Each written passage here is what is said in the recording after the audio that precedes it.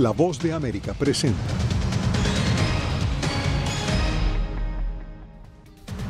«150 años de abusos contra niños indígenas». Hoy, el presidente Biden ofrece disculpas por el papel del gobierno estadounidense en estas atrocidades.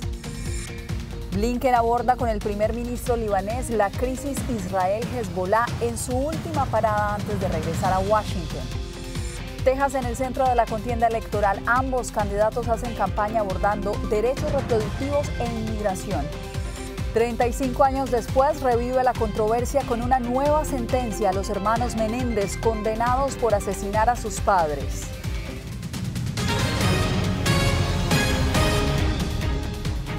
Les saluda Yasmín López, esto es El Mundo al Día. Hoy el presidente Joe Biden hizo historia al ofrecer una disculpa formal a los miles de niños indígenas que sufrieron abusos en internados a lo largo de Estados Unidos durante 150 años. Jacopo Luzzi siguiendo la noticia desde la Casa Blanca. Jacopo, adelante. Bueno, Yasmín, Biden se disculpó por el pecado de un sistema de internados administrados por el gobierno que durante décadas, como tú dijiste, separó a la fuerza a los niños de sus padres, calificándolo como una mancha en la historia estadounidense, un capítulo oscuro de Estados Unidos. Sin embargo, el presidente dijo que nada se borra y que es importante reconocer todo, lo malo, lo bueno y la verdad de este país. El presidente Joe Biden se disculpó formalmente este viernes en Arizona por el papel del gobierno federal en la gestión de internados donde 19,000 niños indígenas enfrentaron abusos, negligencia y la eliminación de sus identidades tribales. Casi 1,000 murieron mientras asistían a las escuelas. Debemos conocer lo bueno, lo malo, la verdad de quiénes somos como nación. Eso es lo que hacen las grandes naciones. No borramos la historia, hacemos historia, aprendemos de la historia y recordamos para poder sanar como nación. Fue la primera vez que un presidente estadounidense se disculpó por los abusos que se cometieron durante más de un siglo bajo la supervisión del gobierno federal. Su secretaria del Interior, la primera indígena que integra un gabinete presidencial, hizo eco al presidente.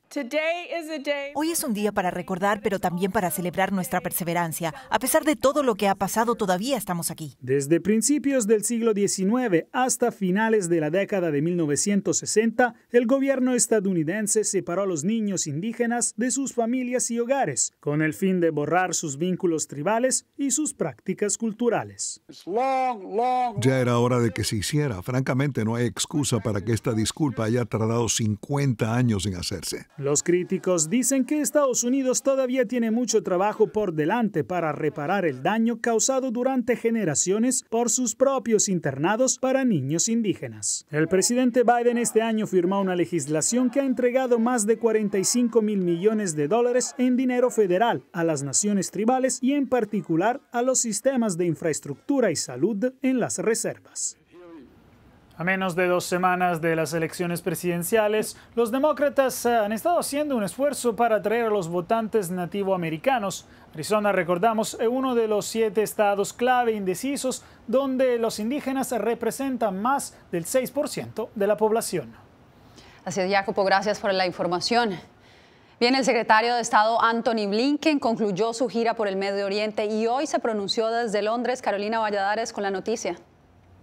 Yasmín, desde Londres, su última parada de esta gira, el secretario Blinken ha hecho un llamado urgente a buscar una solución diplomática al conflicto en el Líbano que enfrenta a Israel con Hamas. Los días previos, esta semana Blinken ha estado en Israel, Arabia Saudita y Qatar, donde ha anunciado que se retoman las negociaciones en los próximos días para buscar un alto el fuego entre Israel y Hamas. Día de reuniones del secretario de Estado Antony Blinken en Londres con líderes árabes tras su gira por Oriente Medio. Entre los cara a cara, uno con el primer ministro interino del Líbano. Dijo Blinken que ambos países coinciden en que una resolución diplomática es la única vía para poner fin al conflicto entre Israel y Hezbollah. Tenemos un sentido de urgencia real para llegar a una resolución diplomática y la plena implementación de la resolución 1701 del Consejo de Seguridad de las Naciones Unidas, de manera que pueda haber seguridad real a lo largo de la frontera entre Israel y Líbano. Blinken también abogó por la protección de civiles en Beirut, al tiempo que aseguró que Estados Unidos no quiere una campaña israelí prolongada en el Líbano. En un encuentro posterior con el ministro de Asuntos Exteriores jordano, el máximo diplomático hashemita expresó su preocupación a Blinken por lo que calificó como una limpieza étnica en Gaza. La situación humanitaria es realmente difícil. Ahora miramos al norte de Gaza, donde vemos que se está llevando a cabo una limpieza étnica. Y eso tiene que terminar. En las últimas semanas, las fuerzas israelíes han intensificado su campaña militar en el norte de Gaza, entrando en recintos hospitalarios 2 veces en 24 horas, según funcionarios gazatíes. Mientras en el sur, al menos 26 palestinos murieron en ataques nocturnos contra Han Yunis. Desde que comenzó la guerra hasta el día de hoy dicen habrá tregua, pero nada. Con su escala en Londres, Blinken pone fin a una gira donde anunció la reanudación de las negociaciones en los próximos días para un alto el fuego entre Israel y Hamas. Carolina Valladares, Voz de América, Washington. Y mientras esperan los resultados de las nuevas negociaciones, las fuerzas israelíes continúan bombardeando Gaza y el Líbano, donde 3 periodistas perdieron la vida. Nos informa desde Beirut, Joan Cabasés. A las 3:30 de la mañana, Israel ha bombardeado un hotel en medio de la nada, donde se hospedaban 18 periodistas en el sur del Líbano. Ha ocurrido en Hasbaya, un municipio alejado de la zona de combate. El ataque, que no ha tenido aviso previo, ha matado a 3 informadores y ha dejado heridos de distinta consideración. En el hotel dormían trabajadores de 7 medios de comunicación distintos, tanto libaneses como regionales. Uno de los fallecidos trabajaba para Al-Manar, medio vinculado al grupo político y militar Hezbollah. Los otros 2 fallecidos trabajaban para Al-Mayadin, medio de comunicación proiraní, cuyas oficinas y cuyos periodistas Israel ya había bombardeado durante este año de guerra en Líbano. Según el Comité para la Protección de Periodistas, Israel habría asesinado más de 120 reporteros desde octubre de 2023, la gran mayoría de ellos palestinos de la Franja de Gaza, mientras la Organización Mundial de la Salud asegura que los bombardeos israelíes han llevado al cierre de 100 centros médicos en Líbano, que suponen 1/3 de todos los que existen en el país. El ministro de Sanidad del Líbano, de hecho, indica que los ataques israelíes habrían alcanzado 55 hospitales. Sobre el terreno, el campo de batalla ruge con fuerza. El ejército de Israel ha anunciado hoy las bajas de 5 reservistas en suelo libanés en combates contra Hezbollah. Desde el inicio de la invasión terrestre a inicios de octubre, son 27 los soldados israelíes muertos en Líbano. Joan Cabasés Vega, Voz de América, Beirut.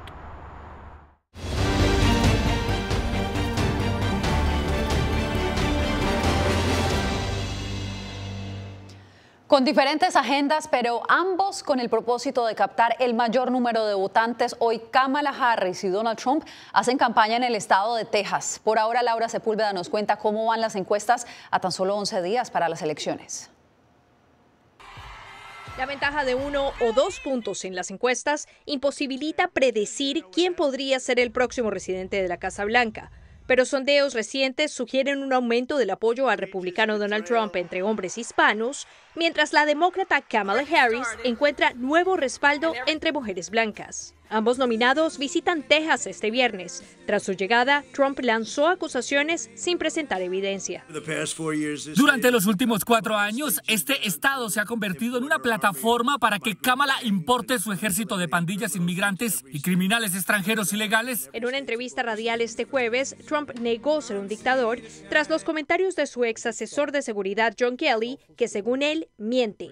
Las descalificaciones recíprocas continúan, algunas de forma directa o a través de aliados. Se comporta de forma tan alocada y se ha vuelto tan común que la gente ya no se lo toma en serio. Estoy aquí para explicarles que el hecho de que actúe de forma tan ridícula no significa que su presidencia no sea peligrosa. En Phoenix, Arizona, un sujeto fue arrestado tras prenderle fuego a una caja de correo en la que había votos. Según el Departamento de Bomberos, alrededor de 20 quedaron destruidos. Mientras, el Washington Post anuncia que no apoyará a candidato alguno, rompiendo una tradición de décadas. El anuncio llega 2 días después de que el editor del diario Los Angeles Times impidiera a la gerencia periodística publicar un editorial apoyando a Kamala Harris. Laura Sepúlveda, Voz de América.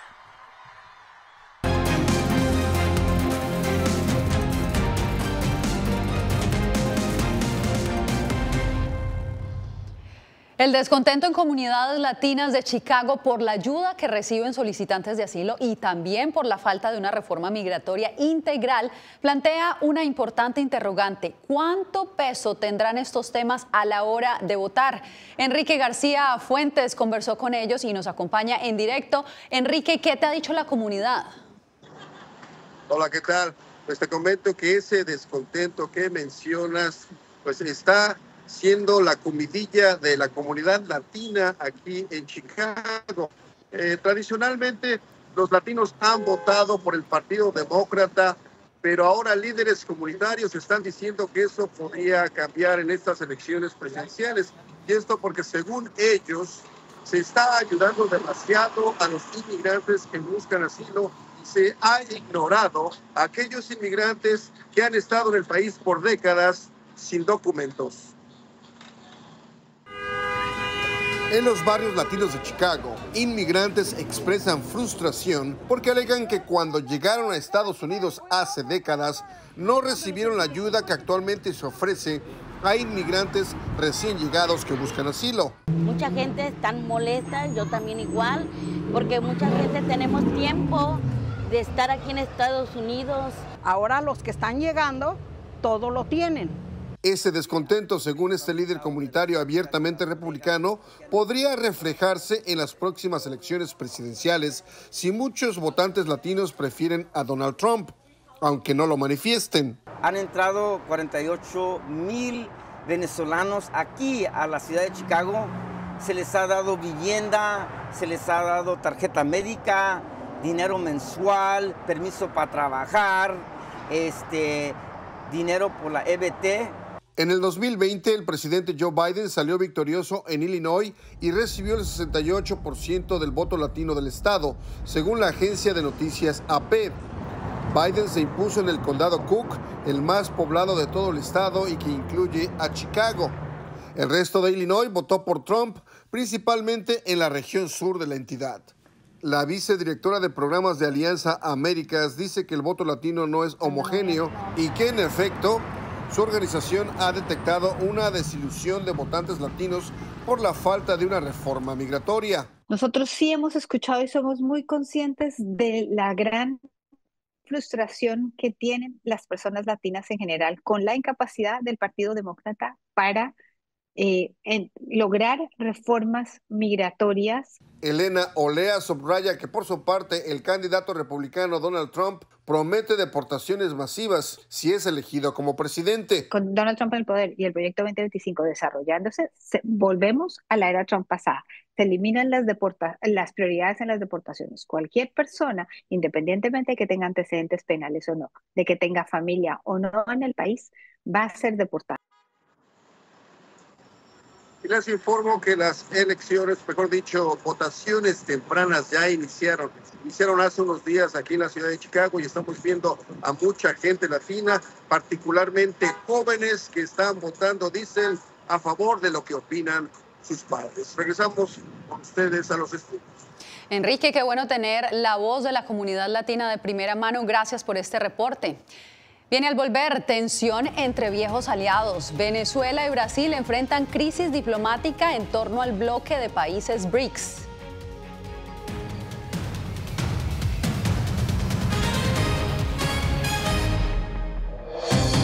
Una elección presidencial que hará historia. La población está ahí, pero no se conecta del todo. Salgan a votar, ¿verdad? Es una oportunidad para nosotros. El papel de la población hispana en Estados Unidos puede ser definitivo. Que haya una oportunidad de empleo para nuestras mujeres, los hombres. Tienen que venir como debe un reglamento. Descubre con los periodistas de La Voz de América la clave del voto hispano. Este es uno de los estados decisivos en todas nuestras plataformas. Soy Yair Díaz, corresponsal de La Voz de América en Colombia. El reto de informarte de manera veraz, precisa y objetiva en un mundo donde la verdad es cada vez más difusa es lo que me motiva a trabajar en La Voz de América.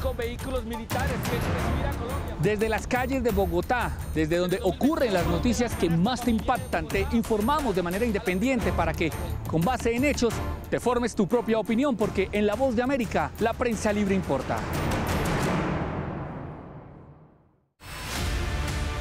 Nosotros no somos ninguna oposición. La prensa no es ninguna oposición. Periodismo, la prensa libre importa. Entonces hay un poco de tema también de amenazas, ¿no? Disponible en vozdeamerica.com. Soy Eugenia Sagastume, corresponsal de La Voz de América en Guatemala. En el epicentro de los grandes retos, los sucesos locales desde mi país impactan a todas las naciones de la región. Con diversidad de perspectivas, acercamos a nuestras audiencias a situaciones tan complejas como la masiva migración, el crimen organizado transnacional y la situación política y social de Guatemala. En un lenguaje simple, con precisión, te conectamos con la realidad de todo el hemisferio, porque en La Voz de América, la prensa libre importa. Hay un dicho sobre Chile. Periodismo, la prensa libre importa. Una coproducción de La Voz de América y Mega Noticias. En Chile hay libertad de expresión, pero que no hay donde expresarla. Disponible en vozdeamerica.com.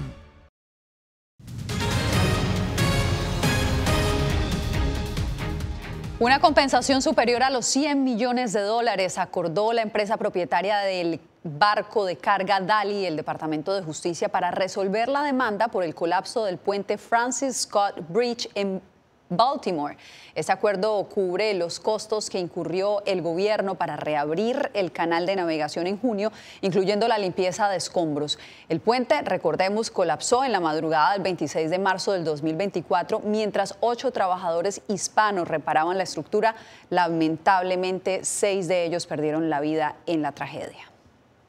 Y en más información, la recomendación del fiscal del Distrito de Los Ángeles para revisar la condena de los hermanos Menéndez casi 30 años después de su sentencia por el asesinato de sus padres desata un intenso debate aquí en Estados Unidos. Alex Segura nos amplía. Las calles de Los Ángeles reflejan el debate sobre si los hermanos Menéndez deberían ser liberados tras la recomendación de la Fiscalía para revisar su caso. Algunos consideran que ya han pagado por su crimen. Personalmente, creo que deberían revisarlo de nuevo y creo que deberían ser liberados. Por lo que he visto, creo que ya han cumplido suficiente tiempo. Creo que es algo complicado porque fue un asesinato que ocurrió hace mucho tiempo. Ya han pasado 30 años, así que pienso que se debería escuchar la solicitud de perdón. Otras voces no lo tienen tan claro. Me alegra que lo estén revisando, pero no estoy muy segura de cuál es mi opinión sobre si deberían ser liberados o no. Quiero decir, han estado ahí mucho tiempo, pero aún no estoy del todo segura. El caso de los hermanos Menéndez ha captado la atención mediática desde su juicio en los años 90. Fueron condenados por matar a sus padres, alegando abuso físico y psicológico como motivación. Esta nueva revisión busca reevaluar si la condena impuesta en ese entonces sigue siendo justa, en especial después de más de 30 años tras las rejas. Han cumplido más de 35 años de cárcel, están argumentando que son personas rehabilitadas, que son personas que están listas para incorporarse a la sociedad. La audiencia para decidir el futuro de los hermanos Menéndez está programada para el próximo 26 de noviembre. Con la fecha acercándose, las calles de Los Ángeles continuarán debatiendo si merecen o no una segunda oportunidad. Alex Segura, Voz de América, Los Ángeles, California. Nos trasladamos a Venezuela, donde el gobierno de Nicolás Maduro ha calificado de agresión y gesto hostil la decisión de Brasil de bloquear su ingreso al Foro de Economías Emergentes BRICS. Adriana Núñez Rabascal nos presenta el informe. En un comunicado, la Cancillería venezolana expresó que siente indignación y vergüenza, por lo que considera una agresión inexplicable de Brasil, que asegura reproduce el odio, la exclusión y la intolerancia promovidos desde centros de poder occidentales.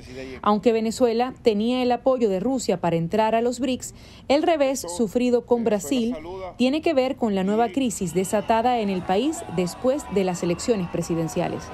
Pero es la situación política, la inestabilidad que podría traer Venezuela a la mesa lo que está frenando a Brasil, y también es una respuesta a lo poco que ha colaborado, en opinión de Brasil, Venezuela en resolver su propia crisis política. La cumbre de los BRICS, celebrada esta semana en Kazán, Rusia, es la primera aparición internacional de Maduro tras los comicios del 28 de julio. Se está mostrando con países importantes como son Rusia, como son China, la India, pero también con países que ya se sabía que no tenían ningún problema con las elecciones de Venezuela, sobre todo Rusia, fue uno de los primeros en felicitar a Maduro por las elecciones. Y a pesar de que no logró el ingreso a este bloque de economías emergentes, Maduro aprovechó para insistir en la consolidación del nuevo Banco de Desarrollo de los BRICS como una oportunidad de recibir inversiones y sortear sanciones. Que sustituya los sistemas de pago que a veces convierten como armas para agredir. Venezuela fue sacado de todos los sistemas de pagos mundial como parte de las agresiones, de castigos económicos, para cambio de régimen político. En todo caso, Maduro pudo reunirse con su homólogo ruso Vladimir Putin, con quien confía mantener las alianzas políticas y económicas. Adriana Núñez Rabascal, Voz de América, Caracas. En México se extiende la violencia del narcotráfico. La explosión de un coche bomba deja 3 policías heridos.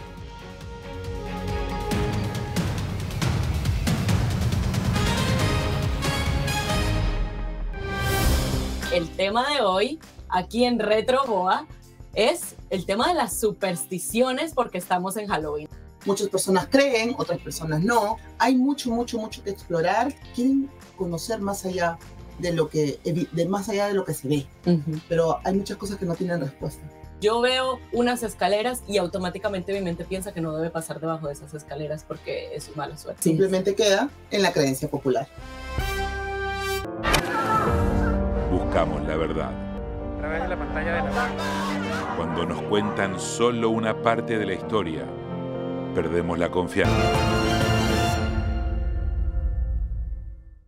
Soy Diva Lizette Cash, periodista y presentadora de La Voz de América. Ir más allá de la noticia, escuchar las voces de las minorías y de las comunidades más vulnerables para informar sobre sus necesidades y logros es mi pasión.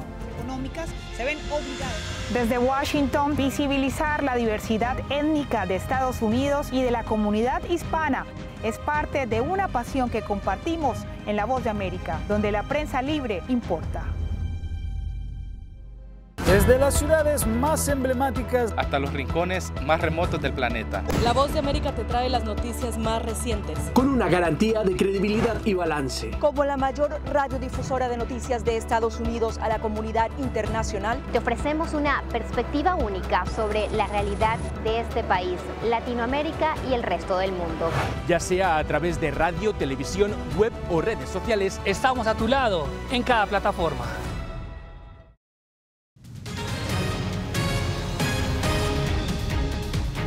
La guerra entre los cárteles de la droga se intensifica en México. En la madrugada de este jueves, 3 policías resultaron heridos tras la explosión de un coche bomba en el centro oeste del país. Miguel Ángel Boiso nos trae el reporte.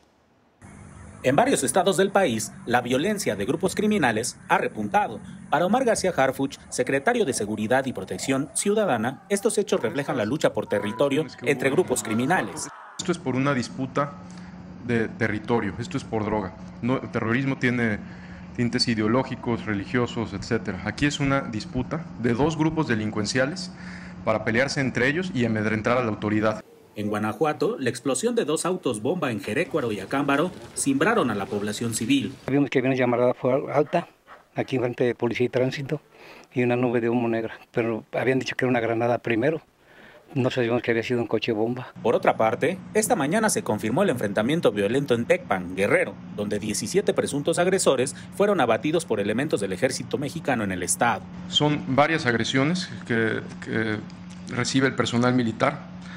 El resultado son 17 agresores que pierden la vida, 11 detenidos, 2 policías municipales fallecidos y 4 heridos. Y en Sinaloa, cámaras empresariales y miembros de la sociedad civil presentaron la campaña Somos Más quienes construimos paz, con el objetivo de motivar a la población a recuperar las calles, después de que el martes el ejército diera de baja a 19 presuntos miembros del crimen organizado. Porque restituir la seguridad y la tranquilidad nunca ha sido un reto fácil, no solo para México, no solo para Sinaloa, sino en el mundo. El origen del problema de los conflictos que se está presentando en Sinaloa fueron la detención de un delincuente por parte de las autoridades de Estados Unidos. Eso detonó mucho la violencia. A pesar de los esfuerzos de las autoridades, los recientes hechos demuestran que la situación sigue estando fuera de control, dejando a la población atrapada en medio del miedo y la incertidumbre. Miguel Ángel Boiso, Voz de América, México. Y justamente este fin de semana la presidenta Claudia Sheinbaum visitará la frontera norte de México. Si bien tiene varios temas en su agenda, el combate a la inseguridad se perfila como el más urgente. Vicente Calderón se encuentra en Tijuana y nos trae el reporte. La escasez de vivienda accesible y la construcción de una universidad están en la agenda de Claudia Sheinbaum para su primera visita a la frontera norte desde que asumió la presidencia. Pero en la gira programada para el 26 de octubre parece que el combate a la inseguridad será el tema principal. Para fortalecer también la estrategia de Tijuana, hay otros municipios importantes, pero la mayor parte de los homicidios están en Tijuana. Los fronterizos la recibirán cuando el municipio está por alcanzar los 1.500 homicidios este año. Decirle de frente, ¿verdad? Tijuana necesita mucha seguridad. La demanda no es nueva. Tijuana, colindante con California, es una de las principales rutas del narcotráfico. 3 cárteles pelean aquí el control de la venta y trasiego de drogas. Nos preocupa porque estos hechos de violencia ahuyentan el consumo local, ahuyentan el turismo, y da miedo. El gobierno anterior movilizó militares con la misión de contener los homicidios. Aunque oficialmente reportan una ligera disminución en la estadística general, parecen haberse incrementado los asesinatos contra empresarios o en zonas turísticas. Exigimos al gobierno que ponga orden, que acabe con la situación que está sucediendo en todo el país. Activistas esperan que aborde el tema migratorio porque a esta frontera siguen llegando prácticamente a diario familias mexicanas que huyen de la violencia en sus comunidades y buscan asilo en Estados Unidos. Vicente Calderón, Voz de América, Tijuana. Hacemos una nueva pausa y usted no se mueva, ya regresamos. Esta semana en Visión 360. Nicaragüenses desterrados en Costa Rica comparten cómo se sienten al ser obligados a vivir sin patria. Como que nos mataron, como que nos desaparecieron. Visitamos el Museo Postal de Estados Unidos, un lugar que alberga miles de curiosidades que cuentan la historia del correo en el mundo. Disponible en todas las plataformas de La Voz de América. Soy Jacopo Luzzi, reportero de La Voz de América aquí en Washington, D.C. Ya sea informando desde el Capitolio, desde la Casa Blanca, cubriendo el impacto del cambio climático, el impactante tema migratorio, o subir en un avión y cruzar medio mundo para estar en el lugar de la noticia con la información precisa y veraz, este es mi compromiso como periodista. Un compromiso de vida profesional que comparto con ustedes, porque en La Voz de América la prensa libre importa. La Voz de América presenta testimonios de tolerancia directamente desde el corazón de una de las regiones más conservadoras de Estados Unidos. Historias de personas determinadas a derribar estereotipos, viviendo de manera auténtica en el hogar de los valientes, encontraron su libertad. Disponible en todas las plataformas de La Voz de América. Nunca pensé pasar 2 años y 7 meses en la prisión por nada más pensar diferente a las autoridades de Nicaragua. Una vez que bajamos del avión, acá en Estados Unidos, en Washington, nos damos cuenta que estamos libres porque no sabíamos si también veníamos a una cárcel, no sabíamos nada. El cuerpo como que siente el aire puro, la diferencia a estar en una prisión, ¿verdad?